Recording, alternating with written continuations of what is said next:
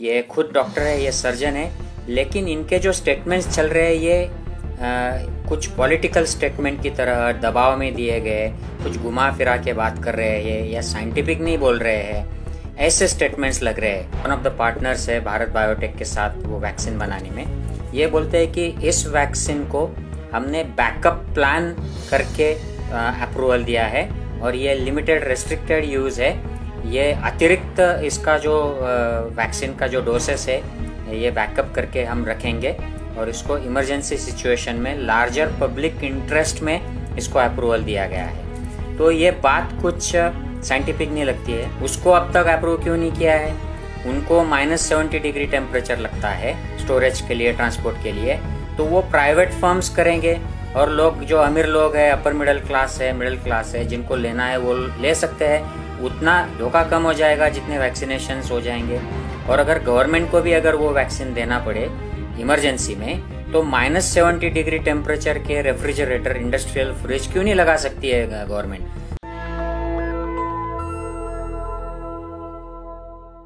नमस्कार, मैं शंभू कुमार सिंह और आप देख रहे हैं नेशनल दस्तक। कोरोना को वैक्सीन को लेकर सबसे पहले सवाल उठाया था अखिलेश यादव ने कि कहीं ये बीजेपी की वैक्सीन तो नहीं है। उनका कहने का ये मतलब था कि क्या ये सिर्फ पॉलिटिकल लाभ, राजनीतिक लाभ के लिए तो नहीं कर रहे हैं। सोचिए, इस देश के प्रधानमंत्री की विश्वसनीयता कितना खतरे में है कि अब वैज्ञानिक के काम पर भी सवाल उठने लगे हैं, सेना के काम पर भी सवाल। सर्जिकल स्ट्राइक का जब प्रधानमंत्री जब घोषणा करते हैं तो लोग सवाल उठा देते हैं। इसकी वजह है, पुख्ता वजह है, पिछले 6 साल से जब से प्रधानमंत्री नरेंद्र मोदी बने हैं, हर चीज का वो क्रेडिट लेते हैं। इसरो में सैटेलाइट लॉन्च होता है, वो पहुंच जाते हैं। कोरोना वैक्सीन होता है, वहां वो वैज्ञानिक बन के पहुंच जाते हैं। विदेश में विदेश मंत्री का नाम नहीं किसी को पता है। राफेल होता है, उसमें फाइनेंस मिनिस्टर का नाम नहीं पता है। रक्षा बॉर्डर पर प्रधानमंत्री जाते हैं, रक्षा मंत्री का पता नहीं है। तो हर बड़े मामले में इवेंट मैनेजमेंट वो करते हैं और इसलिए अब लोगों को लगता है कि प्रधानमंत्री जो भी करते हैं वो क्या इवेंट मैनेजमेंट है, राजनीतिक नफा नुकसान के लिए तो नहीं है। मोर को दाना खिलाना, उसका फोटो खिंचवाना, माँ के साथ खाना खाना, उसका फोटो खिंचवाना, तोता खिलाना, उसका फोटो खिंचवाना। कई बार तो हद हो जाती है कि कोई कैमरे के सामने आ जाए। जैसे होता क्या है कि एक आदमी इधर से खड़ा रहता है, एक आदमी इधर से खड़ा रहता है, कैमरामैन उधर होता है। कोई ब्यूरोक्रेट्स अगर बीच में आ जाए तो मोदी जी उसे झटका दे के हटाते हैं। इससे कई सारे वीडियो आ गए हैं। इसलिए पूरी विश्वसनीयता खतरे में पड़ जाती है। अब आलम यह हो गया है कि मध्य प्रदेश के सीएम ने कहा कि हम वैक्सीन नहीं लेंगे, रामदेव ने कह दिया कि हम वैक्सीन नहीं लेंगे, लेकिन सब कह रहे हैं कि वैक्सीन सही है। भैया, हम वैज्ञानिक के काम पर सवाल नहीं उठा रहे हैं। एक मेरे पास वीडियो आया है, नाम है उनका संग्राम सिंह। वो शख्स हैं जो कोरोना पीड़ित भी हुए हैं और अमेरिका, इंग्लैंड के जो प्रधानमंत्री हैं उनका भी उन्होंने इलाज किया। NHRC के वो जो नेशनल हेल्थ सिस्टम है अमेरिका, इंग्लैंड, माफ कीजिएगा, इंग्लैंड का, इंग्लैंड से वो वीडियो आया है। और जो NHC है वहाँ, नेशनल हेल्थ सिस्टम, उसमें वो डॉक्टर हैं जो वहाँ के प्रधानमंत्री, इंग्लैंड के प्रधानमंत्री जब बीमार पड़े थे, उनके इलाज करने वाले की टीम में उन्होंने कुछ सवाल पूछे अपने देश के हेल्थ मिनिस्टर से। वो वीडियो भी आप देखिएगा, उनके यूट्यूब पर भी पड़ा हुआ है, वो भी दिखाऊंगा। लेकिन किस तरह से लोग, सोचिए, आज जो लोग, स्वामी रामदेव हो या इनके मंत्री हो या इनके भक्त हो, जो आज कोरोना वैक्सीन को लेकर कह रहे हैं कि ये वैक्सीन सही है, सवाल उठाना गलत है, वही कल तक गाय क्या कह रहे थे नितिन ली, अब तक गौमूत्र से, मंत्रों से, कीचड़ में लौटने से, ताली बजाने से, पापड़ खिलाकर कोरोना भगा देने वाले परसों से वैक्सीन का फॉर्मूला भी समझाने लगे। ये होता है एंटायर साइंस की डिग्रीधारी। आप समझिए कि किस तरह से चीजें हो रही है और लोग सवाल पूछ रहे हैं और ये सवाल जायज है। आखिर कोई क्यों नहीं सवाल पूछेगा जब आपकी पूरी विश्वसनीयता इस तरह से खतरे में हो? तो सवाल तो बनता है साहब कि कल तक ताली फिटवा रहे थे, ताली बजवा रहे थे, मोमबत्ती जलवा रहे थे, अब लोगों को लगता है सबसे ज्यादा विश्वसनीयता खतरे में पड़ गई है और कोई भी इनका कोरोना वैक्सीन लेने के लिए तैयार नहीं है। अब एक नई खबर आई है कि अब 2 कंपनियों ने कहा है कि कोरोना वैक्सीन का मामला 3 फेज ट्रायल नहीं हुआ है। रजत शर्मा ने तो हद ही कर दी। उसने लिखा कि 192 देश जो है वो भारत का जो कोरोना है दवाई है उसको लेकर ऑर्डर मंगवा रहे हैं। दुनिया में 197 देश है टोटल, तो 5 क्यों रह गए भैया, जिन लोगों ने अपनी दवाई बना ली है। तो ये देखिए, भारत बायोटेक के अध्यक्ष डॉक्टर कृष्ण एल्ला ने कहा कि हमने 200% ईमानदारी से परीक्षण किए हैं, लेकिन इसके बावजूद भी हमारी आलोचना की जा रही। कुछ कंपनियों ने तो हमारी वैक्सीन को पानी की तरह बता दिया, लेकिन मैं यह मानने को तैयार नहीं हूं, हम भी वैज्ञानिक हैं। सरकार ने कोरोना से लड़ने के लिए वैक्सीन के आपात इस्तेमाल की मंजूरी दे दी है। साथ ही वैक्सीन को लेकर काफी बवाल मचा हुआ। राजनीतिक दलों की टीका टिप्पणी के बाद अब वैक्सीन बनाने वाली 2 कंपनियां सीरम इंस्टीट्यूट और भारत बायोटेक के बीच बवाल शुरू हो गया। सीरम इंस्टीट्यूट के द्वारा की गई आलोचना पर भारत बायोटेक के अध्यक्ष ने भी जवाबी हमला बोला है।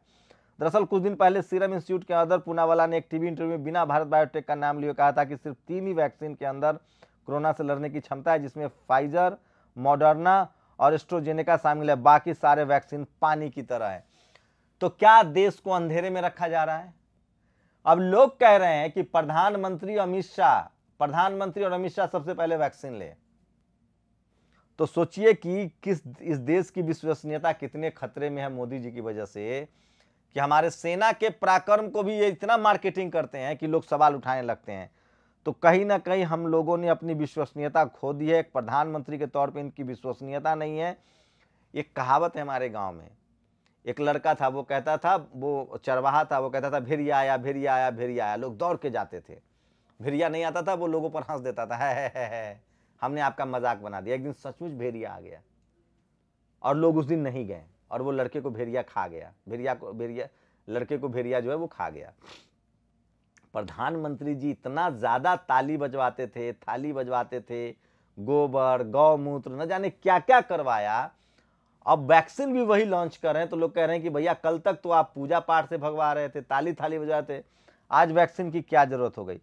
तो ये तमाम सवाल हैं जो लोग पूछ रहे हैं और इसी तरह के। और ये वीडियो जरूर देखिएगा अंत में। जो संग्राम सिंह, जो NHC है, नेशनल हेल्थ सिस्टम है इंग्लैंड का, उसमें डॉक्टर हैं और उन्होंने भारतीय मूल के डॉक्टर हैं और लगातार भारत से सरोकार रखते हैं। मैं चाहता हूं कि इस देश में वैज्ञानिक टेम्परामेंट बढ़े।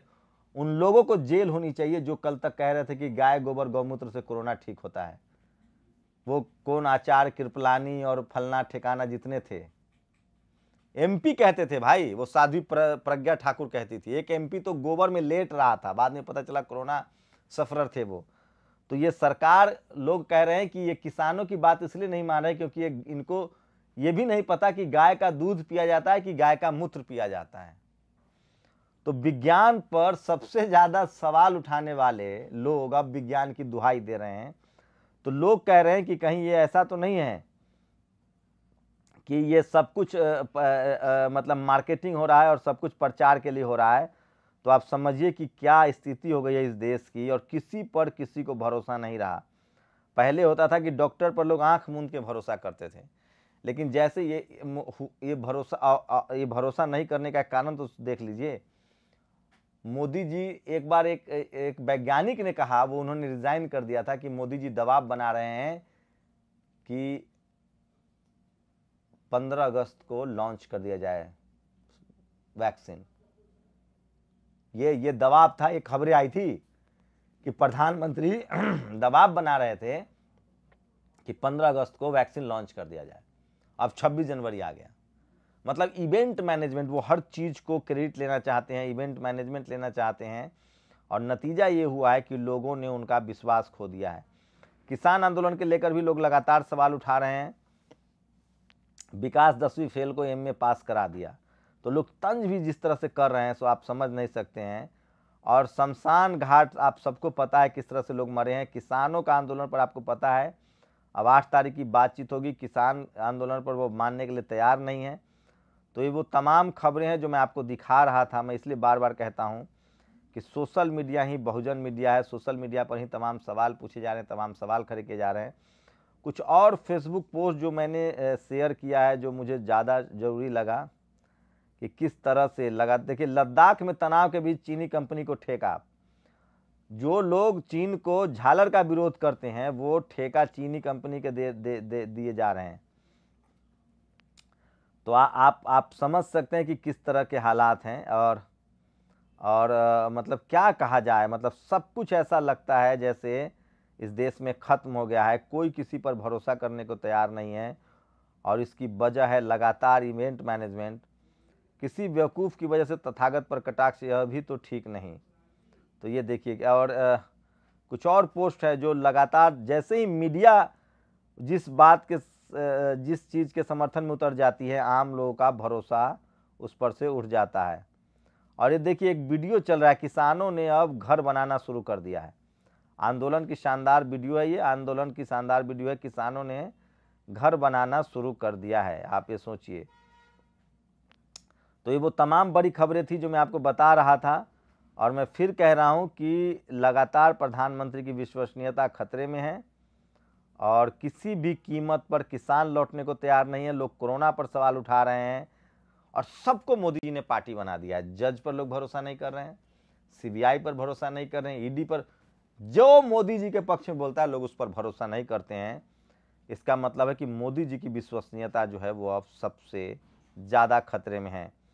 आप प्रिय भारतवासियों, तरीका आसान है, वैक्सीन के लिए पीएम मोदी पर भरोसा रखो, अगर यह काम ना करे तो जिम्मेदारी मुझ पर डाल देना। जवाहरलाल नेहरू। ये इस तरह के मजाक बनाया जा रहा है और आप सोचिए कि किस तरह के मजाक कर रहे हैं लोग। मुझे नहीं उम्मीद थी कि किसी प्रधानमंत्री की इतनी ज़्यादा विश्वसनीयता जो है वो खतरे में पड़ जाएगी। आप लोग अपनी प्रतिक्रिया दीजिए, क्या कोरोना वैक्सीन को भी प्रधानमंत्री ने अपने प्रचार के लिए इस्तेमाल किया है? और राजेंद्र सिंह की वही लाइन कि आज के समय में मीडिया जो आपको दिखा रहा है वो खबर नहीं, प्रचार है। आपकी क्या प्रतिक्रिया है? ये वीडियो जरूर देखिए, जो शुरुआत में अपने मोन्टाज देखा और लास्ट में। ये डॉक्टर हैं इंग्लैंड में, एनएचसी में, नेशनल हेल्थ सिस्टम में, और उन्होंने वहाँ के प्रधानमंत्री का इलाज तक किया है। शुक्रिया। नमस्कार साथियों, मेरा नाम डॉक्टर संग्राम पाटिल है। मैं इंग्लैंड से बात कर रहा हूँ। साथियों, हाल ही में जो drug controller general of India है, जो हमारे देश में दवाइयों के बारे में अंतिम निर्णय लेने वाली एक केंद्रीय संस्था है, ये साइंटिफिक मेडिकल रिसर्च का सब स्टडी करके उसके बाद में एक इंडिपेंडेंट डिसीजन लेने वाली संस्था होती है। और उसके जो डिसीजन होते हैं ये साइंटिफिक एविडेंस, डेटा इस पर आधारित होने अपेक्षित है और इसमें कोई भी पॉलिटिकल मोटिव नहीं होना चाहिए।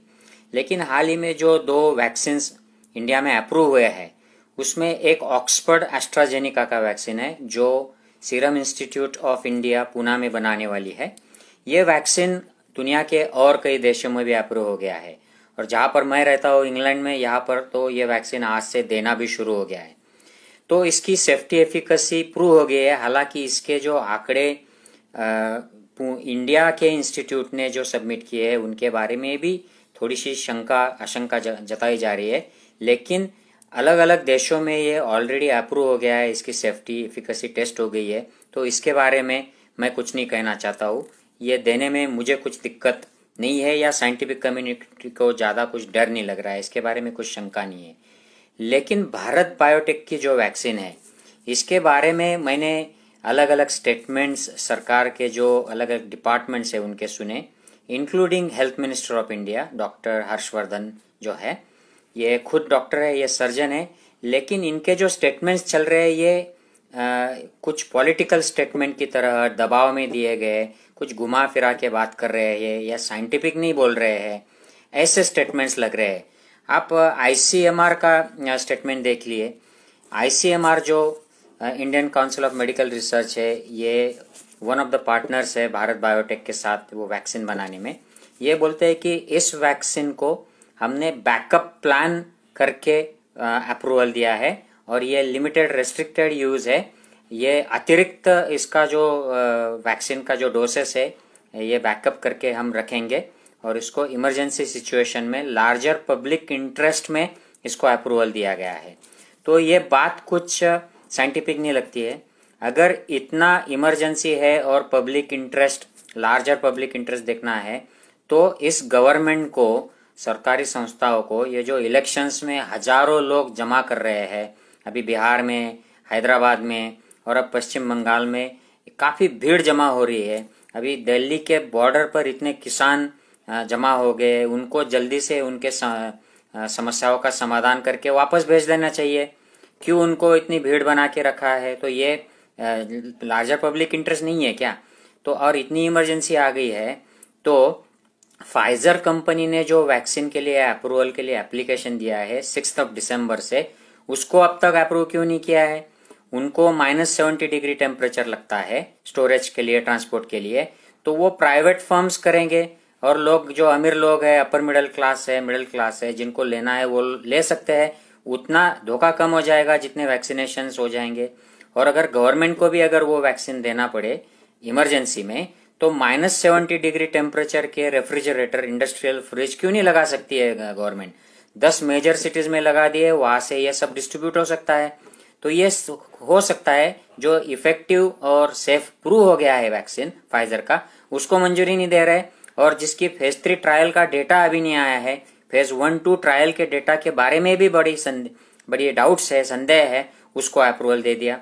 तो ये कुछ ICMR का जो स्टेटमेंट है ये हजम नहीं हो रहा है। डॉक्टर हर्षवर्धन ने कहा है कि क्लिनिकल ट्रायल मोड में इसको अप्रूवल दिया है। ये मुझे संदेह इसका होता है कि डॉक्टर हर्षवर्धन ये सर्जन है, अपने आरोग्य हेल्थ मिनिस्टर, और ये ऐसी बातें करते हैं। ये तो किसी का दबाव है उनके ऊपर, ऐसे लग रहा है कि आप जाके ये ऐसा एक्सप्लेनेशन दो, कुछ तो बात बना लो और ये पुश कर दो। ये ऐसे क्लिनिकल ट्रायल मोड में रशिया में जो जहां पर पुतिन की एकाधिकारशाही चलती है, हुकुमशाही जैसे राज चल रहा है, उन्होंने स्पुतनिक 5 का वैक्सीन ऐसे पब्लिक में फेज 3 ट्रायल के बिना ही देना शुरू कर दिया था। मतलब पब्लिक को ये वैक्सीन देंगे और उसी को ट्रायल बनाएंगे, फेज 3 ट्रायल बनाएंगे। मतलब फेज 3 ट्रायल के पहले ही लोगों में देंगे और लोगों पर टेस्ट किया जाएगा वैक्सीन। इसे कहते हैं क्लिनिकल ट्रायल मोड। तो ये बात कुछ एथिकल नहीं है, और ऐसी इमरजेंसी भी इतनी नहीं है कि लोग बहुत जगह से कोरोना की आउटब्रेक्स बढ़ रही है इंडिया में। हालांकि आंकड़े तो ये बता रहे हैं, रिपोर्टेड आंकड़े, कि सब जगह से कोरोना की जो इन्फेक्शन है ये अब तो कम हो रही है। तो ये किस क्लिनिकल ट्रायल मोड में, किस सिचुएशंस में ये यूज करना चाहते हैं? तो ये कुछ साइंटिफिक लॉजिक नहीं लगता है और प्रैक्टिकल भी नहीं लगता है। अगर आपको क्लिनिकल ट्रायल मोड में ही करना है तो जो भारत बायोटेक की अभी जो वैक्सीन चल रही है उसी को आप ज्यादा लोग उसमें इन्वॉल्व कीजिए, एनरोल कीजिए, उसी ट्रायल के ऊपर ध्यान दीजिए, और उसमें से जो आंकड़े आएंगे आपको मिल ही जाएगा उसका रिजल्ट, प्लस या माइनस, और सेफ्टी भी पता चल जाएगी। तो ये कुछ बात डॉक्टर हर्षवर्धन की भी साइंटिफिक नहीं लगती है, मेडिकल भी नहीं लगती है, ये बिल्कुल पॉलिटिकल लाई लगता है, ये ट्रांसपेरेंट और ऑनेस्ट नहीं लग रहा है। और तीसरी जो बात है अप्रूवल करने के पीछे, ये वैक्सीन अगर साथियों आपको याद होगा तो ये जुलाई महीने में ICMR ने, जो Indian council of medical research है, इन्होंने एक लेटर दिया था, एक धमकी दी थी सारे ऑर्गेनाइजेशंस को जो इस वैक्सीन की डेवलपमेंट में इन्वॉल्व है, और उनको बोला था कि ये 15 अगस्त को ये वैक्सीन हमें मिल जाना चाहिए। तो उस वक्त तो इनकी ये लेटर लीक हो गई थी और ये सब एक्सपोज हो गए थे। अब वही वैक्सीन है ये, अब उनको 15 अगस्त को नहीं लेकिन 26 जनवरी को ये वैक्सीन अवेलेबल करना है, ताकि वो अपना सीना चौड़ा करके बोल सके कि ये हमारा स्वदेशी बनावट का है, हम वैक्सीन गुरु है। और प्रधानमंत्री को फिर 26 जन को उनके भाषण में बोलना पड़ेगा, बोलने के लिए कुछ तो मिल जाएगा। तो ये सब पॉलिटिकल एजेंडा चल रहा है, ये मेडिकल साइंस के, मेडिकल इथिक्स के, मेडिकल रिसर्च के प्रिंसिपल्स के बिल्कुल गलत है। ये रिस्की भी हो सकता है, और ये जो वैक्सीन है इसकी एफिकेसी प्रूव नहीं हुई है, तो ऐसा वैक्सीन जनता के लिए रिलीज करना, जनता में देना और जनता के ऊपर डायरेक्टली ट्रायल करना, ये बिल्कुल गलत है। इस इज अगेंस्ट प्रिंसिपल्स। ये कोई जड़ी बूटी नहीं है जो पतंजलि निकाले और बोले कि इससे इम्यूनिटी बढ़ जाएगी। ये मॉडर्न मेडिकल साइंस का, मॉडर्न मेडिसिन है, मॉडर्न मेडिकल रिसर्च है, ये वैक्सीन है। कोविड के पैंडेमिक में आप काम कर रहे हो, आप पॉलिटिक्स नहीं कर रहे हो, आप मजाक नहीं कर रहे हो। तो मुझे लगता है साथियों, मैंने ये तीनों जो लेवल पे ये सरकार झूठ बोल रही है, सरकार की अलग अलग एजेंसियां हमसे सत्य छुपा रही है, ट्रांसपेरेंट नहीं है, ऑनेस्ट नहीं है, और कुछ तो इसमें पॉलिटिकल या फाइनेंशियल कुछ तो गेम चल रहा है। आई होप मैंने ये तीनों लेवल पर आपको ठीक से एक्सप्लेन किया है। अगर आप मेरी बात से सहमत है साथियों, तो इस मुद्दे को, इस वीडियो को ज्यादा से ज्यादा शेयर कीजिए। जय हिंद साथियों। नेशनल दस्तक की आपसे गुजारिश है कि अगर इसको बचाना चाहते हैं तो नेशनल दस्तक को सब्सक्राइब करने के लिए रेड कलर के सब्सक्राइब बटन को दबाएं।